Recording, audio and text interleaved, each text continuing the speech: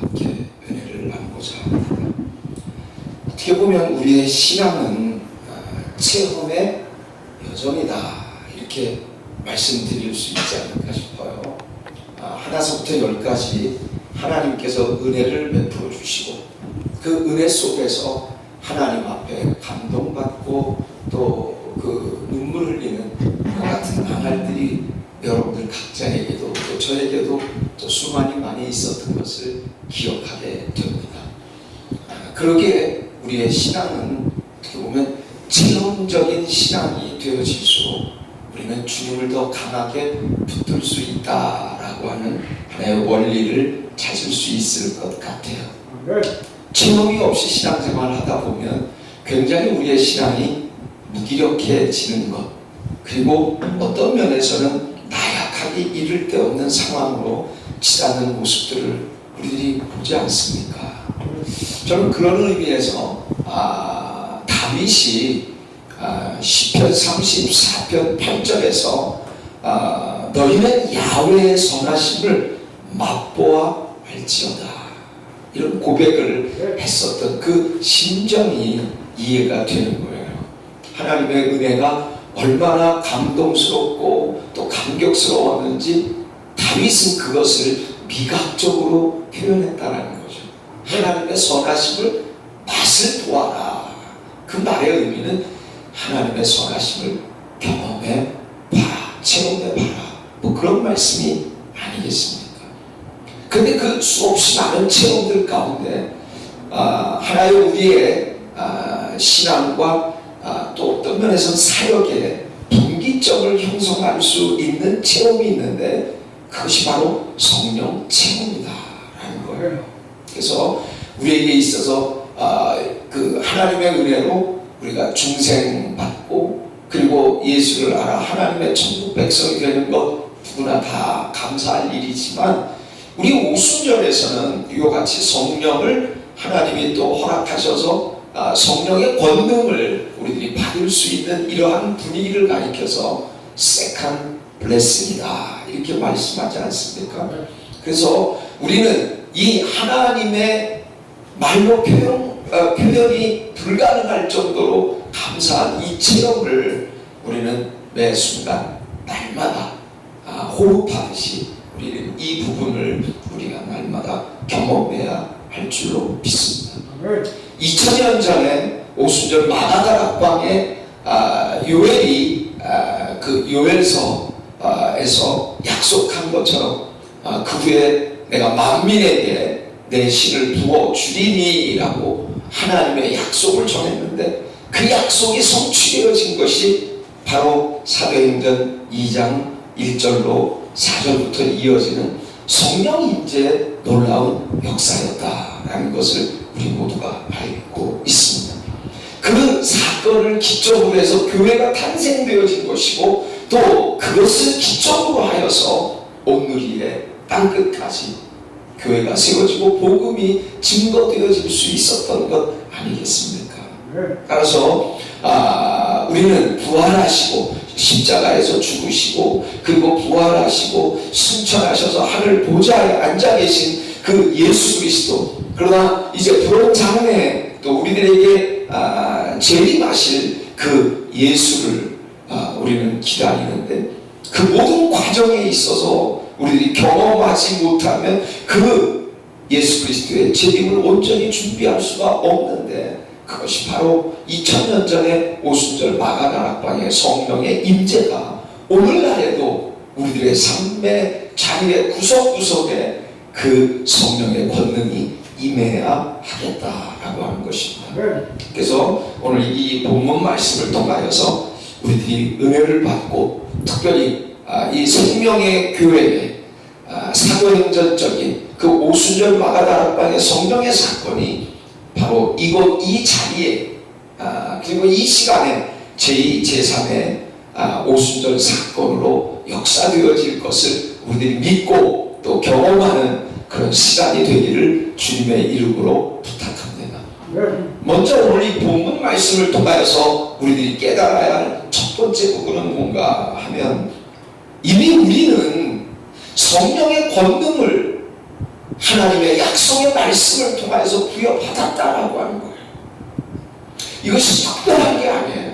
성경에서 요엘 그리고 또 많은 선지자들을 통하여서 하나님께서는 성령을 주신다라고 하는 약속을 하셨고 그것이 사도행전에서 성취가 되어진 것입니다. 그런 게 오늘날 우리에게 있어서 더없이 필요한 것은 우리는 믿음으로 이 약속의 말씀을 붙잡는다라고 하는 그러한 확신을 가져야 된다라고 하는 것입니다.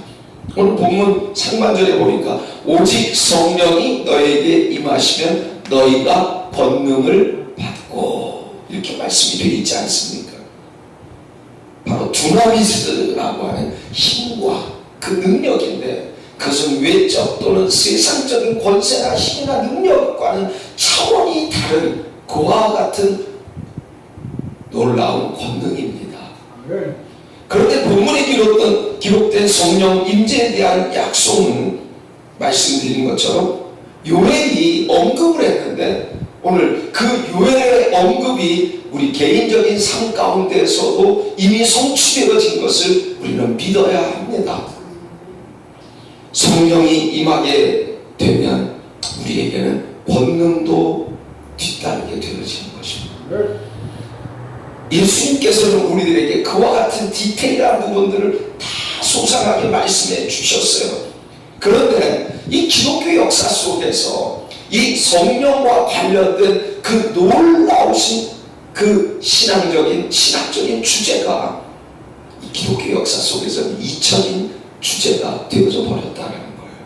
그러니까 초대교회에 성령의 임재가 폭발적으로 나타났고 그래서 교회가 탄생했고 온누리의 교회가 세워지면서 복음이 증거되어졌는데 기독교 역사상 중세기에 이르면서 우리는 그 모든 하나님의 놀라운 성령의 권능을 우리는 잊어버렸고 까먹어버렸어요.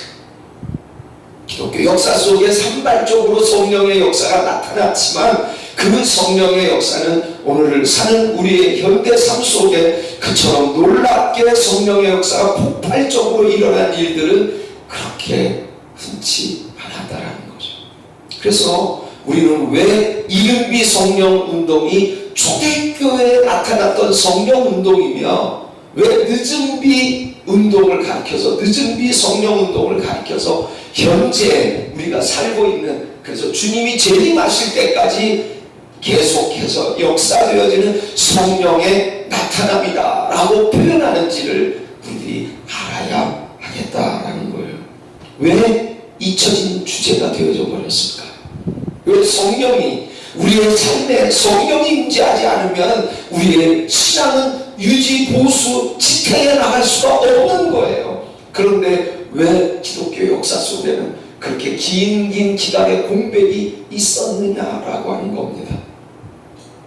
최근 제가 학술 심포지움에 참석을 했는데 요 학술 심포지움에 여기에서 영산신학에 나타난 오순절적 가치체계의 재발견과 그리고 선교 지향서 뭐 이런 논문을 제가 발제를 했는데 이 발제에서 제가 분명하게 이와 같이 역사 속에서 왜 성령이 잊혀진 주제가 되어져 버렸는가를 한마디로 요약을 했습니다.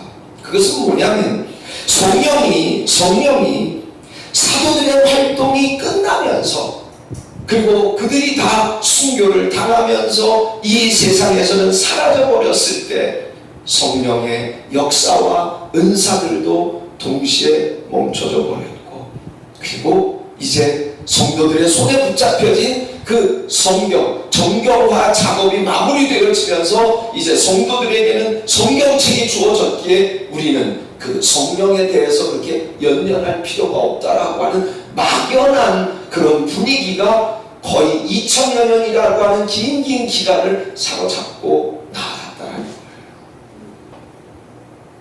사탄이 우리를 공격하는 여러 가지 방법이 있지만 이렇게 기반 전술 이렇게 거짓 전략을 통하여서 우리의 신앙이 성령 없이도 살아갈 수 있을 것 같은 그런 착각을 불러 일으키게 한다라고 하는 그 전략은 너무나도 위험한 것이기에 오늘날 우리들이 정신 바짝 차리면서 오늘날에까지 사도행전적인 성령의 역사는 계속되어질 수 있다라고 하는 성령 임재의 계속성을 우리는 붙잡고 실현해야 할 줄로 믿습니다.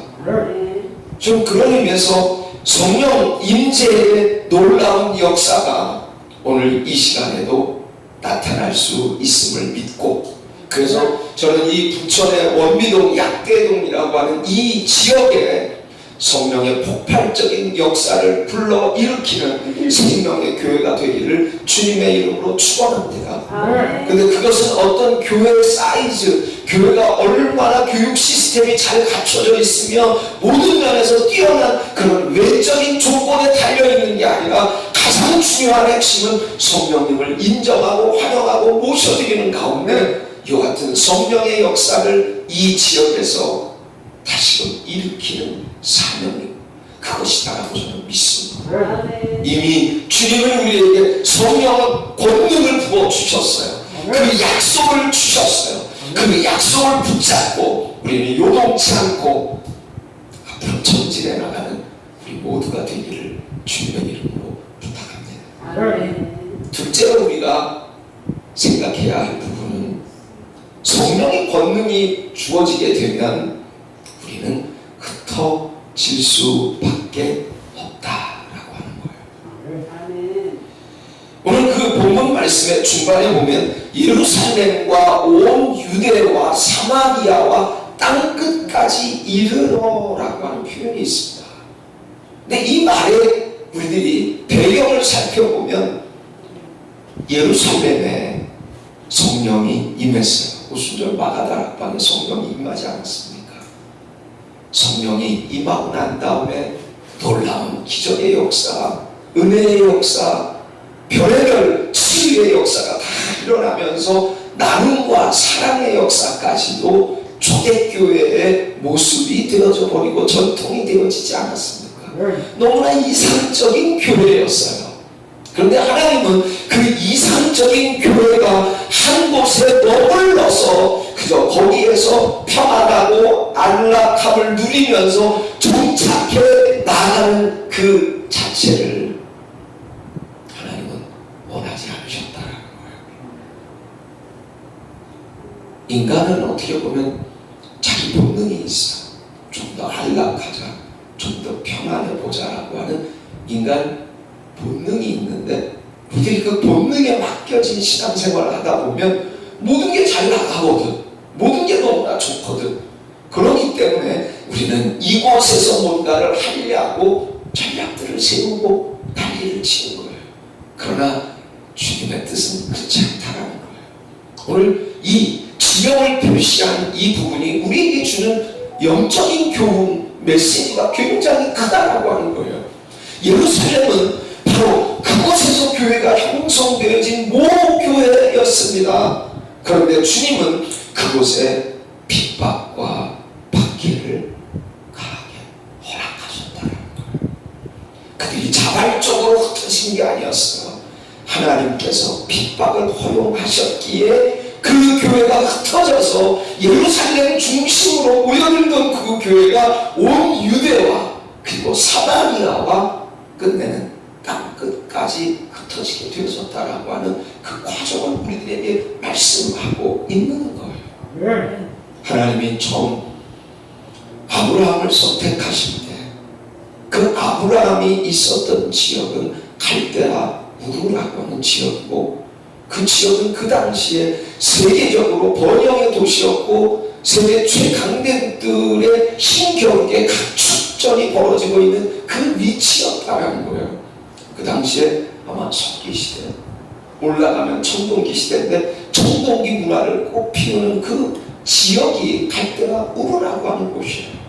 아브라함이 거처하기에는 너무나 좋은 곳이었죠. 그러나 하나님은 아브라함으로 하여금 내 본토 친척 아비지 그 갈대와 우르 지역을 떠나 내가 네게 지시할 땅으로 가라라고 말씀하셨는데, 이 부분은 오늘 본문의 분위기로 이해를 해본다면 이제 갈대아 우르를 떠나 내가 네게 지시할 곳으로 흩어져라 라고 하는 의미예요. 자신이 살던 너무나도 편안하고 안락한 그 문화권에서 전혀 언어도 생소하고 모든 문화적인 분위기가 색다른 곳으로 옮겨간다라고 하는 것은 얼마나 큰 자기 희생이 앞섰는지 우리들이 미국에서의 유학 생활과 또 이민 생활을 생각해 보면 불처럼 훤히 느껴지는 부분이에요. 자, 이 교회라고 하는 말 자체가 에클레시아라고 한 것 아닙니까? 밖으로부터 부르심을 받은 자들의 모임인데, 교회는 그 모이는 곳에서 또 어떻게 이어져야 교회의 진정한 모습을 유지할 수 있느냐, 흩어지는 역할까지 감당되어질 때 그 교회는 진정한 주님의 교회가 될 수 있다라고 하는 거예요. 예루살렘 교회는 모이기는 했지만 흩어지는 면에서는 익숙하지 않았기에 하나님이 왜 그렇게 강제적으로 어려운 고난을 허락하셨는가를 우리는 교훈 삼을 수 있어야 한다는 거예요. 빌립이 사마리아로 흩어졌습니다. 그곳에서 성령의 역사를 일으키지 않았습니까? 또 사도들과 그 초대교회 성도들이 핍박을 못 이겨서 도망치고 피해가다가 또 나름대로 거처했었던 곳이 안디옥이라는 곳이었는데, 그 안디옥은 흩어진 교회의 하나의 모체가 되어져서 바울의 선교의 베이스 캠프가 되어지지 않았느냐라는 것이죠. 흩어집니다 라고 하는 것은 굉장한 영적인 의미가 반영이 되어진 뜻을 우리에게 전달해 주고 있어요. 저는 가끔 우리 어머니를 생각합니다. 제가 미국에 있을 때 어머님이 소천을 하셔서 근데 그 어머님을 생각하면 잊혀지지 않는 부분이 있는데, 어머님이 그때 권사님으로서 늘 손에 들고 다니시는 게 있었어요. 빨간 구역장 가방이었습니다. 그 명품 가방이 아니었어요. 근데 그 빨간 구역장 가방을 얼마나 좋아하셨는지 몰라요. 근데 제가 그때 대학을 다녔는가 아니면 고등학교 다니고 그럴 때 어머님이 그렇게 이제 집에서 하실 일을 하고 난 다음에 빨간 구역장 가방 갖고 또 구역으로 모여가서 또 사역자와 함께 그 동역하고 그러는 모습을 볼 때마다 왜 어머님은 집을 지키지 않고 그렇게 돌아다니시는가, 이런 생각이 있어서 좀 마음에 불편하기도 했었는데, 지금 가만히 생각해 보면 바로 우리 순복음교회의 전통적인 그 아름다운 모습이었던 거예요. 그때 한참 외쳐졌던 교회가 있었는데 모이면 기도, 흩어지면 전도였다는 거예요.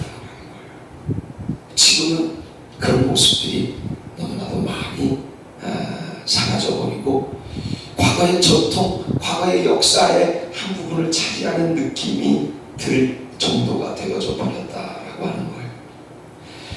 여러분들 바벨탑 사건이 발생하게 된 그 원인이 뭔지 아십니까? 많은 이유를 찾을 수 있겠죠. 그러나 근본적인 이유는 흩어짐을 면해보고자 그들이 바벨탑을 세운 거예요. 자기 이름을 높이 하기 위해서 대를 높이 쌓았을 뿐만 아니라 흩어짐을 면하기 위하여, 이런 말씀이 성경에 그대로 나옵니다. 그 탑 꼭대기를 하늘에 닿게 하여 우리 이름을 내고 온 지면에 흩어짐을 면하자. 이 창세기 11장 4절에 언급이 되어 있는 말씀이에요. 그런 의미에서 우리들이 이 흩어짐을 생각해 본다면, 흩어짐은 겉으로 봤을 때 누구도 그 흩어짐을 선택하거나 원할 사람은 이 세상에 없다라는 거예요. 오죽하면 초대교회도 하나님이 압력을 가하셔서 흩어지게 하셨을까요? 자, 그럼 흩어진 인생이 필연적으로 경험하게 되는 게 어떤 삶입니까? 제가 지난번에도 말씀을 전했지만 다금의 삶이고 순례자의 삶이고, 그리고 어떻게 보면 유목민들이 양들의 염소를 풀 먹이기 위해서 풀 있는 곳으로 흩어져서 다니는 그와 같은 삶 그 자체가 바로 흩어지는 삶인 거예요.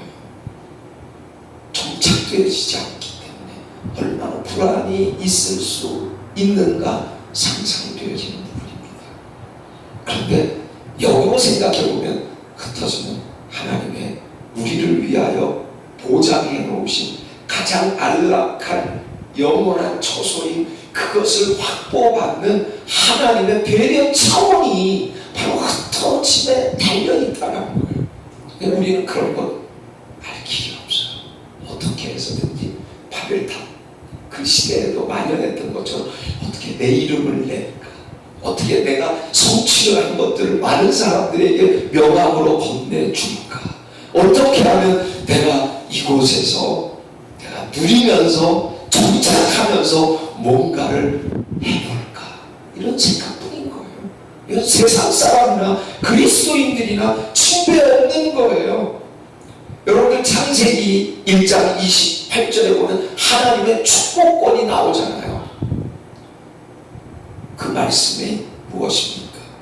그 말씀이 무엇입니까? 생육하고 번성하고 땅에 충만하고 모든 생물을 다스리라라고 하시는 건데, 그 충만하고 다스리기 위해서는 흩어져야 되는 거예요. 정착해서 되어질 일이 결코 아니라는 거죠. 흩어져야 하는 거. 그것은 우리들이 모여야 할 이유도 거기에 있다라고 하는 거예요. 왜 우리가 모여서 기도하고 왜 모여서 말씀을 공부합니까? 흩어지기 위한 목적 때문에 모이는 거예요. 그런데 우리는 거꾸로 가고 있다라고 하는 거예요. 예루살렘에서 시작해서 땅끝까지, 그리고 그 땅을 밟는다라고 하는 그 자체가 얼마나 우리들에게 큰 의미가 있는가를 알아야 합니다. 여러분들이 여리고성이 무너진 이유도 어떻게 보면 그 땅끝이라고 하는 그 지역에 하나님의 백성이 발이 그 지역을, 땅을 밟아서 가능하게 된 거예요. 여리고성이 무너질 때 이스라엘 백성들이 뭐 신무기 체제를 가지고 있었기 때문에 아니었어요. 그렇다고 전쟁에 대한 뛰어난 전략과 그리고 전술에 대한 특별한 방법이 있었느냐? 그것도 아니었어요. 하나님은 그들로 하여금 여리고성을 하루에 한 바퀴 돌다가 마지막 6번째 되는 날 7바퀴를 돌아, 그래서 13바퀴를 땅을 밟으라고 하신 거예요. 그런 의미에서 우리가 흩어져서 영혼들이 죽어가고 있는 그 땅을 우리들이 밟다라고 하는 것은 얼마나 성경적인 것인지요. 저는 최근에 작년에 은퇴를 하고, 한 세대에서 은퇴를 하고, 하나님의 어떻게 보면 인도하심을 너무나도 분명하게 볼 수 있었어요.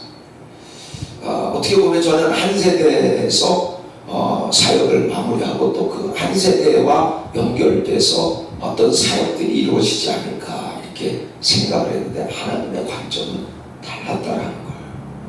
그런 가운데 중국에 있는 아는 동료 선교사가 초청을 했고, 또 거기 가서 중국 땅을 밟으면서 얼마나 도전을 받았는지 몰라요. 그리고 그게 이어지면서 태계 방콕 땅을 작년 11월 말경에 밟았고, 그리고 또 올해 4월 달에는 베트남 땅을 밟으면서 이 땅을 밟으면서 내가 정착하고자 하는 것을 늘 꿈꾸고 기대했었는데, 하나님은 내 뜻과는 달리 흩어지도록 만드시는 그 의도와 뜻을 어렴풋이 느낄 수가 있었고, 이제 지금은 그것이 저에게 있어서 앞으로 주어진 사명이고, 또 이 사명을 수행할 때 진정한 기쁨과 행복까지도 하나님이 챙겨주신다라고 하는 것을 마음에 느끼고 깨닫고 있습니다. 그런 의미에서 우리 삶과 사역의 지경이 한 곳에 정착해서 뭔가 내 힘으로 하겠다라고 하는 그런 방식보다는 하나님의 이끌림을 받아 흩어져서 하나님이 기뻐하시는 사역에 쓰임받는 우리 모두가 되어야 하지 않겠나 하는 그런 생각을 해봅니다. 이 교회도 그런 의미에서 안디옥과 같은 흩어진 교회입니다.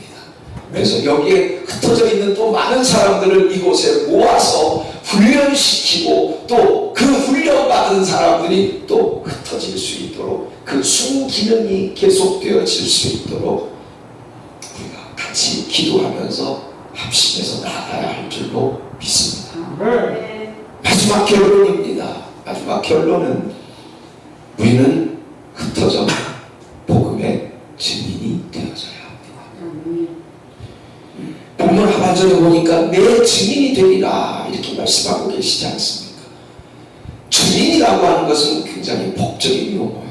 어떤 사건이 벌어졌을 때 그 사건을 누구보다도 잘 보고 듣고 그리고 경험했었던 사람이 증인으로 법정에서 채택이 되어지는 거예요. 그래서 그 사건이 과연 어느 쪽에 치중이 되어져야 할 것을 재판을 내리는 과정 속에서 아주 신빙성 있는 말을 해줄 수 있는 사람이 증인인 거예요. 오늘 본문은 그것을 증인이라고 얘기했습니다. 주님이 오죽하면 내 복음을 전하는 사람이 되어라 이렇게도 할 수 있을 텐데 왜 하필이면 증인이라고 그러셨을까? 우리가 필요하시다는 거예요. 우리로 하여금 성령을 체험하게 하셨고 흩어지는 과정을 경험하게 하셨고 그리고 그러한 것들을 경험하고 느끼고 본 그리고 만진 저와 여러분들은 이제 하나님께서는 우리를 증인된 자리에 올려놓기를 원하고 계신다는 거예요. 근데 우리는 굉장히 성령 체험과 관련하여서 성령의 역사를 굉장히 우리가 사유화하는 경향성이 너무 크다는 거예요. 프라이빗타이제이션. 이거 뭘까요? 이 공적으로 하나님의 증인된 사역에 우리들이 내맡겨져서 쓰임받기보다는 그냥 구획되어진 그 좁디 좁은 그 영역 안에서 내 만족으로 살아가게 하는데 그래도 은혜를 주시는 그 성령으로 우리는 너무나 착각을 하고 있다는 거예요. 우리가 성령의 놀라우신 은혜를 체험하고 감동받았다면 이제 거기에서 우리의 새로운 장이 열려져야 합니다. 패러다임이 형성되어져야 합니다. 이제 그것은 계속 제자의 위치에서 안주하는 것도 아닙니다. 이제는 사도로 자리바꿈을 해야 돼. 보내심을 받은 곳으로 가는 증인된 모습으로 나타나야 되는 거예요. 그래서 한국교회에서 제자 훈련 하는데 제자 훈련 받은 그 12제자들이 결국은 수제자라고 하는 베드로가 예수를 배반하지 않았습니까? 제자 훈련에는 그와 같은 인위적인 요소도 있고 끝내는 예수님을 배반할 수도 있는 가능성이 담겨 있어요. 우리는 거기에서 증인된 자와 다시 말하면 사도 보내심을 받아 흩어짐을 수행하고 있는 증인의 위치로 옮겨져야 한다라고 하는 것입니다. 내 영적 만족과 개인적인 그 기쁨을 누리는 차원에서 성령을 우리들이 가둬놓고 있지 않는가를 우리들이 한번 생각해 볼 필요가 있어. 우리가 증인되어지는 것은 우리의 열매의 부분입니다. 우리가 주님 심판대 앞에 섰을 때 우리의 모든 문제점들을 커버할 수 있는 게 열매의 부분이에요. 나무는 잎의 영광이 있지 않습니다. 열매의 영광이 있다라고 하는 거예요. 열매가 없으면 그렇게 아무런 쓸짝이 없다는 거죠. 그런데 우리의 신앙에서 열매는 바로 주님의 영광을 위해서 우리가 복음의 증인이 되어지는 것입니다. 그것이 바로 우리에게 인생을 추려봤을 때 가장 남는 장사가 되어지는 남는 이윤이 발생하는 그 같은 신앙적인 유익이 바로 증인이 되어지는 것입니다. 그래서 오늘 본문 말씀 오직 성령이 너희에게 임하시면 이렇게 말씀하지 않습니까? 오직 성령을 얘기하는 거예요. 오직 성령이 의미하는 게 무엇입니까?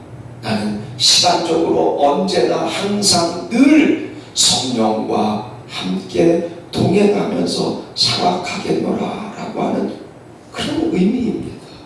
뿐만 아니라 어떻게 보면 강도 내지는 세기 그 측면에서 보면 더욱 성령과 동행하기를 우리는 힘써야 하겠다는 거예요. 그냥 형식적인 차원에서 성령을 수박 겉핥기식으로 알고 느끼는 차원이 아니라 더더욱 성령에 몰입하고 더더욱 성령에 집중할 수 있어야 우리가 예수도 더더욱 잘 깊이 이해할 수 있고, 왜 예수님이 십자가를 지셔서, 왜 예수님이 부활을 하셨는지, 왜 예수님이 재림하셔야 되는지에 대한 명쾌한 해답을 우리는 성령을 통해서 알 수 있게 되는 거예요. 그러니까 오늘날 우리가 성령을 느끼고 경험하고 체험하지 못한다면 우리는 예수도 진정으로 따를 수가 없다는 거예요. 인내면에서는 우리는 그렇게 끝까지 예수의 옷자락을 붙잡고 성령과 함께 가야 되는 거예요. 그래서 저는 오직 성령, 항상 성령, 그리고 더욱 성령, 그리고 끝까지 주님 오실 때까지 성령, 이 주의로 우리들이 나가게 된다면 지금 겉으로 보여지는 그 상황이 우리에게 중요한 게 아니에요. 우리에게 중요한 것은 하나님이 우리를 통하여서 이제 이 일을 이루시기 위해서 흩어짐의 열매로 우리에게 보답하실 그 분명한 사실을 우리들이 붙잡고 나아가야 되겠습니다. 오늘 우리 이 말씀을 생각을 하면서 우리가 합심해서 말씀을 들어보고 쭉 보면서 우리가 하나님 앞에 기도했으면 좋겠어요. 성령이 내 안에서 권능으로 임재하신다는 말의 의미는 무엇이고, 그래서 내가 왜 흩어져야만 하는지, 그리고 내가 왜 증인이 되어져야 하는지에 대한 그 의미를 우리들이 생각하면서 더 그 일에, 그 사역에 충실한 사람이 되보자.